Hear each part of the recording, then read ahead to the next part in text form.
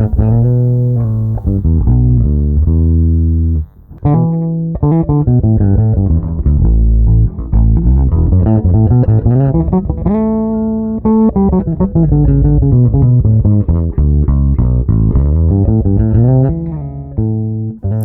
guys, this is Alicia from Warwick and Famous, and today we have the pleasure to host Lyons. Leo, thank you for coming to us. Oh, thank you. I'm having a great day. Especially on your special day. Yeah. Happy birthday. Thank you very much, yeah. At the beginning, could you please tell us a little bit how you started with music? With music, listening to records on my uncle's wind-up gramophone. That's what got me interested in music. I found a Huddy Leadbelly record with guitar on it, and that started me. And I was probably 6 or 7 years old, I guess, and went on from there. How did you start your adventure with the band 10 years after? Well, Alvin Lee, the guitar player, sadly passed on a couple of years ago, and I started working together. He was 15, I was 16, I think. Yeah, 15, 16, and we had a band called the Jaybirds, which eventually became 10 years after. And it was almost overnight success that took probably 8 years. You know, we travelled a lot. We came to Germany. We worked at the Star Club in 1962. I worked as a session musician in London in the 60s, and eventually 67, 68, we became 10 years after and started, you know, the worldwide run. And what about your relation with members of this band? Pretty good. Alvin was a little bit like a brother I didn't have. We fought a lot, but we got on really well. I guess 10 years after was really him and I, and when different members came and went, and eventually we ended up with Chick Churchill and Rick Lee in the band. And I stayed with that band for quite a few years, and then until maybe 4 years ago. And then I decided I wanted to push myself a little further in music and started another band called 170 Split. And we're now on our 4th record. And we just yesterday finished a tour of Germany, so it's going really well for us. And I'm excited. It's like starting again, but it has all the fun of that too. Music's my life. That's what I do, and that's what gives me the energy to do it. And as long as people want to hear it, then I intend to keep playing. There's always something new to learn in music. And you've been living in Nashville as well? I did live in Nashville up until 3 years ago. I lived there for 15 years. I went there as a songwriter initially, but I also worked as a recording engineer before I went there as a recording engineer and producer. So I did some engineering there too. And then I started playing again, which playing's really my first love. I still write, I still engineer, but I like playing, and I like most of all to go out and do live shows, to tour. So that's what I'm doing. I'm doing what I want to do. And why did you decide to move to Nashville, actually? Well, things were a little quiet for me in the UK, and I was writing songs and sending them to Nashville, and I may as well have swum across the Atlantic with one arm tied behind my back because no one was taking any notice. So I got on a plane and went over there with my songs and knocked on doors on Music Row. And eventually I was offered a staff writing deal, which means someone pays you to go into the office every day and write songs. And that's what I did for a number of years. And I learnt an awful lot. And Nashville, if you don't know anything much about it, is it's not just country music. There's all sorts of music goes on there. It's probably one of the best cities, in my opinion, for songwriting. Some great writers there, great musicians there. So an awful lot to learn there, and I learnt a lot by going there. And at the beginning of your career, you used to play guitar as well. Well, I learnt guitar. I never played in a band. I just wanted a guitar, and eventually I got a guitar, which, funnily enough, the first decent playable guitar I got was a Framus guitar, which has an association with the company. And I learnt to play guitar, and with a few students from that my guitar teacher introduced me to, we started a band. I didn't have an amp. Someone needed to play the bass, so I played the bass on the guitar and plugged into someone else's amp. And then I really wanted a bass, and I saved up some money for a deposit on a bass. Went to get a bass, which again it is kind of strange. I wanted a Framus Star bass, and there was one in the store. I went home to get the papers signed. When I went back, they'd sold it, so I never had one until maybe two months ago when I bought one of these. So it's kind of gone around in a little bit of a circle, like synchronicity in a way, but it's fun. And you've been playing Warwick also. I first started playing Warwick about 1988. I think 1988. I was playing a festival in Gießen, and there was a knock on the dressing room door, and H.P. Wilfer came in and said, "Hi, do you know anything about our basses?" And I said, "No, not really." So he said, "Well, I was living in England at the time," and he said he'd get the distributor to send a couple down for me to play, and I picked one and played it for many, many years, and still have it, of course. And do you have some plans for having some other instruments? I'm here to maybe buy one of these. I've got a 5-string version of this, and I love this particular bass. There's so many basses here, I must say. Spend a day and then come back and then worry that you've chosen the wrong one, because there are so many lovely basses here, and I've narrowed it down to 2, but please don't show me any more. What is the most important for you when you are looking for some other instruments? Looking for sound. I think after a time you develop your own sound, and mostly with the finger technique. So you're looking for something that will reproduce what you're trying to bring out of it, whether it's an intonation or just a feel. I go for a feel. They all sound good. They sound different. I've got lots of basses, and quite honestly, if all of them were taken away by one, I'd still have a good bass. That it's how you play it that's important. If you feel good. I was saying earlier today, you buy a new instrument, it pushes you to do a little bit more. It inspires you to play more, and that's what I like. To be inspired when you get used to playing one way, and then all of a sudden something slightly different makes you play different, and hopefully improves the way you play. What would you be if you weren't a bass player? If I weren't a bass player, I think I'd be miserable. I've been a bass player for so long, but I think when I was at school, I was going to be a doctor. That's what I thought I'd like to be. And music took over, really. I started playing before I left school. I was in a band before I left school, and then it was too late, so that's probably what I'd have done. I can't think of anything else. If I could, I would probably have done it, I miss playing. I spent some time not playing, producing as a record producer, or sometimes engineering, and as a songwriter too, but I always miss playing. So you feel better playing than anything else? Songs? Yes, I do. I think a mixture of the two is okay. I mean, sometimes it's good to take a few months off touring and to stay at home, but I always look forward to going out again. And who are your heroes on the bass? Oh, there'd be so many. I don't know. I think when I started, my influence would have been people like Bill Black and people like that played with Elvis in the rockabilly days. I like that. And then I went into the whole jazz thing with Ray Brown and Scott LaFaro, all that. Now there's so many great players.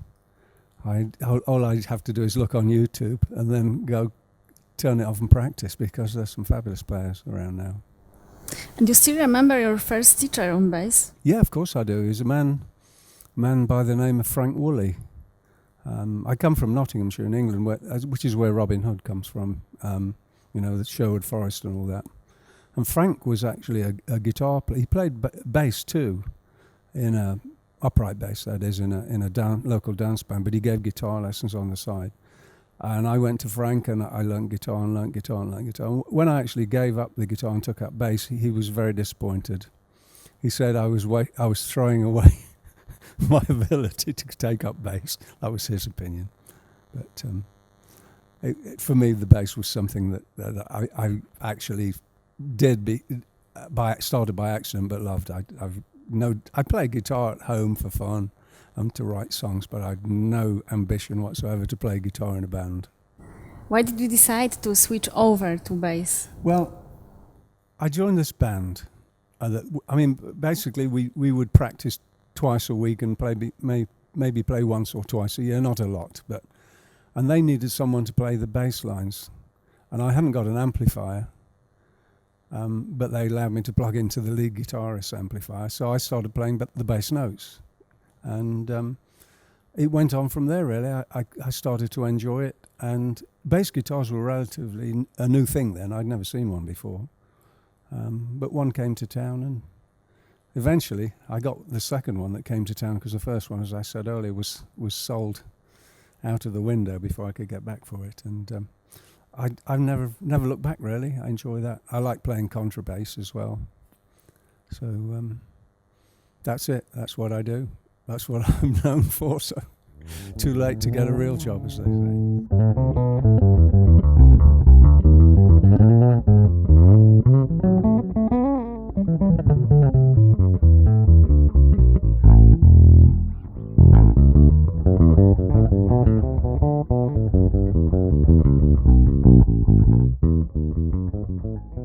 How would you describe importance of Woodstock to younger generation? Younger generation now?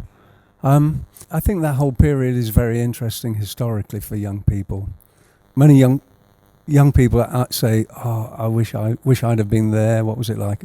Was it fantastic?" They'd be as old as I am then, wouldn't they? But we were playing so many festivals. I played the Newport Jazz Festival, the same tour, '69, and the Texas Pop Festival and several others. So that whole era was fantastic.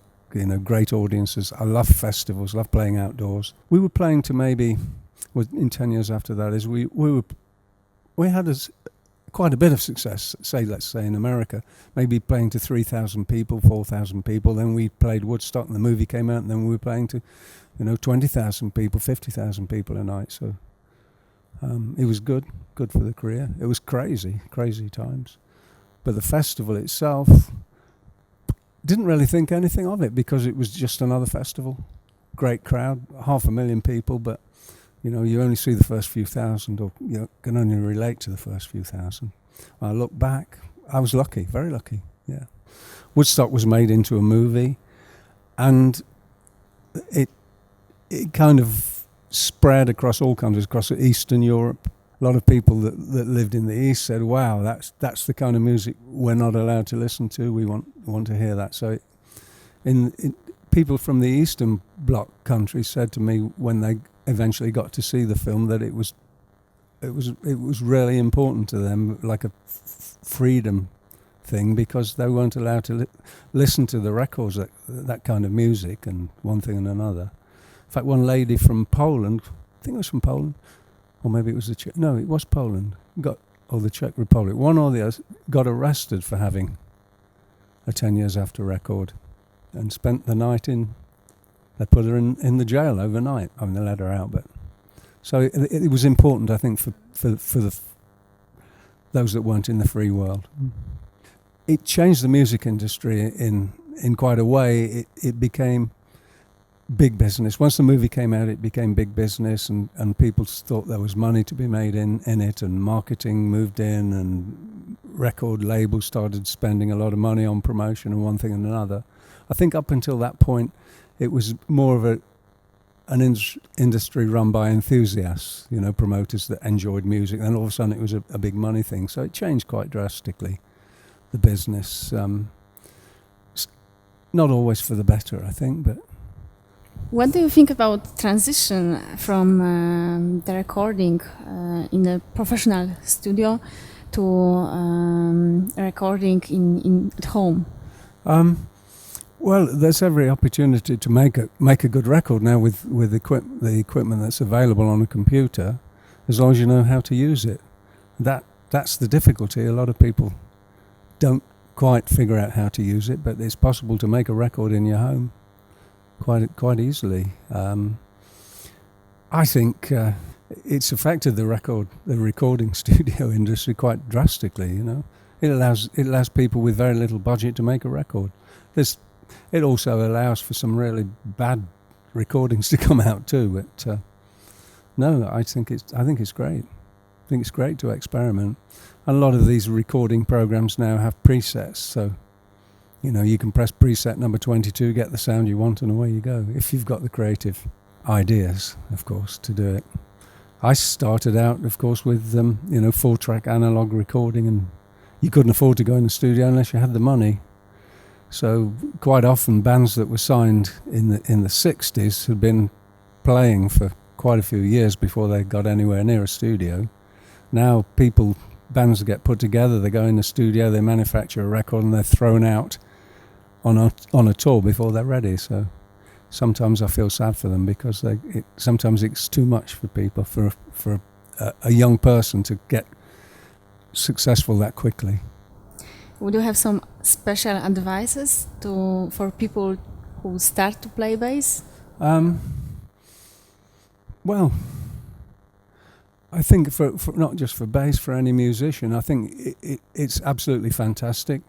It's like winning the lottery in a way if you're successful. But I think if you really want to do it and you're prepared to give up everything to do that, then you should really have a go. If you think, well, I'd like to do it, but I want to have a car or a girlfriend, or I want to have a roof over my head, or anything. If you put any of those restrictions in the way, it's going to be very difficult, because it's there may be a few people that have overnight success, but most people don't. They struggle for years, and then maybe they make it or maybe they don't. Lots of people that I started out with gave up. I didn't want to give up. I think mostly because I believed in what I was doing, and also I didn't want to give up and have the rest of the guys in the band make it afterwards. But yeah, do it. It's good fun. And what do you think about learning how to play bass by yourself? It's difficult because I learned to play guitar first, so I learned about the structure of chords and one thing and another. I mean, the big advantage now is the internet and YouTube and things like that, because I learned to play I listen to a record and then try and emulate the record, and that's much harder than having some guy on the computer telling you, and I put my finger here, I put my finger there, and you can wind it back and look at it. So it should. And there's some fantastic players around now, and there should be, because there's much more opportunity to learn how other people play, all their tricks, really. What is your position regarding to finger versus pick debate?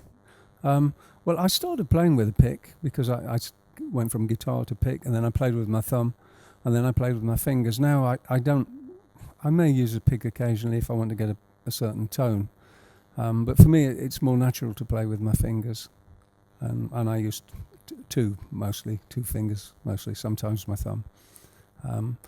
I feel closer to the instrument doing it that way, but some people play fantastic with a pick. I guess I've always been interested in the contrabass, and playing that with a pick would not be possible, so that's how I end up that way, how I end up the style.